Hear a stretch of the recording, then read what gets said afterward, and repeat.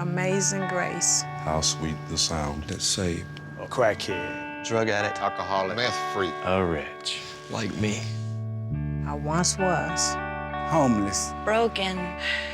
Sad. Just lost. but now I am sober. Happy. I'm found. Was blind, but now I see.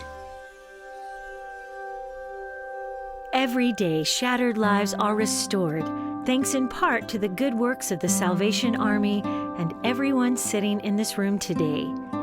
It is with your generous gifts and by God's grace that one of our own, Delora Evans, has triumphed. Her long journey from harsh streets to sure sobriety is a true testament of doing the most good. To know Delora today, it's hard to imagine her homeless and an addict. Delora traces her addiction all the way back to the age of 8 and a simple over-the-counter medication. Delora's mom had innocently given her NyQuil when she was feeling ill. And I remember being high off of it. And I remember that is the feeling that I liked, and I pursued that feeling. And I don't know if I was born an addict, but I know when I drank that NyQuil, an addict was born. It wasn't long before Delora was regularly using marijuana and experimenting with drugs. Shortly after her 20th birthday, some friends introduced her to a new drug, crack cocaine. At the time, Delora viewed it as just another drug, not knowing the devastation that it held. She quickly went from habitual marijuana smoker to full-on crack addict. Although Delora was now the mother of 3, her addiction had taken its toll, and she had lost her home. Problems with family and the law soon followed. In 1988, Delora was arrested for selling cocaine to an undercover police officer. As a first-time offender, she was given 5 years probation and then released. But I was an addict. So when they let me out, I just did what addicts do. I started back using, and I violated the probation. And 9 months later, I was arrested, and then I got the suspended sentence.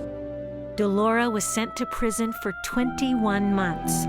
She was paroled in 1990, but her addiction continued.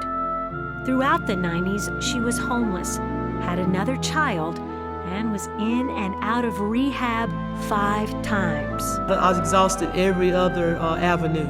You know, I'd been to so many different places in Dallas. Dallas doesn't have but a handful of places anyway, especially for women and children. It actually has no place for women and children. Eventually, a counselor introduced Delora to the Salvation Army's First Choice program, a long-term care program specifically designed for women with children. I met Delora when she came into the Salvation Army First Choice program in 2003, and she came in with her daughter, Faith. We had a little efficiency apartment, and I was very excited about being in my own little house since it had been so long since I had been in one with my daughter. And we were received very warmly. I mean, it was a family-oriented place, women and children. And it's a simulated real life. And so we started ground zero, and we teach the mothers how to basically do everything from getting up in the morning to taking their medication, to planning a budget, in addition to intense chemical dependency counseling. So with Delora, I think it was that she had had enough, and the one thing that was missing from her past experience was the structure that the Salvation Army had, because our program is holistic in nature. Determined and tired of the insanity of addiction, Delora also found strength in prayer. She would often attend chapel to worship. One factor that continues to be consistent in individuals who are successful, especially in the First Choice program, are those who have a conscious contact with God. Life was turning around for Delora. She was clean, learning skills to manage her life, and began to set higher goals.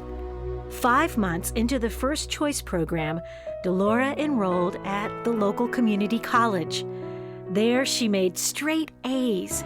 After earning her associate's degree, Delora enrolled at the University of North Texas to pursue her bachelor's degree in rehabilitation studies. The experience that she's had with substance abuse, I think, is very helpful to her in being able to relate to others who have a substance or alcohol abuse problem, because she's been there. And so she can understand where the individual that she might be working with is coming from. Delora excelled in the program. During this time, she also had her youngest daughter, Grace. While managing duties as a mom and student, and with steely purpose, Delora graduated magna cum laude. Amazingly, Delora did not stop there. She is currently pursuing her master's degree in rehabilitation counseling, with a goal of becoming a licensed professional counselor. Her career options are numerous. She's very unassuming, so she really is able to talk without judgment about people, about situations, and I think that is just such a valuable trait to have, especially as a counselor. Recalling her days in prison, she often sought comfort from the prison chaplains. It is something that Delora has never forgotten.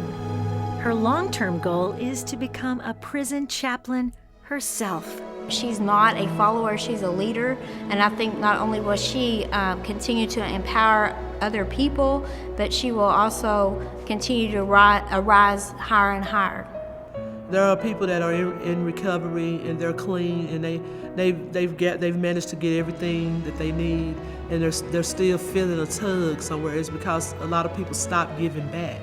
A lot of people do not believe that completes the circle.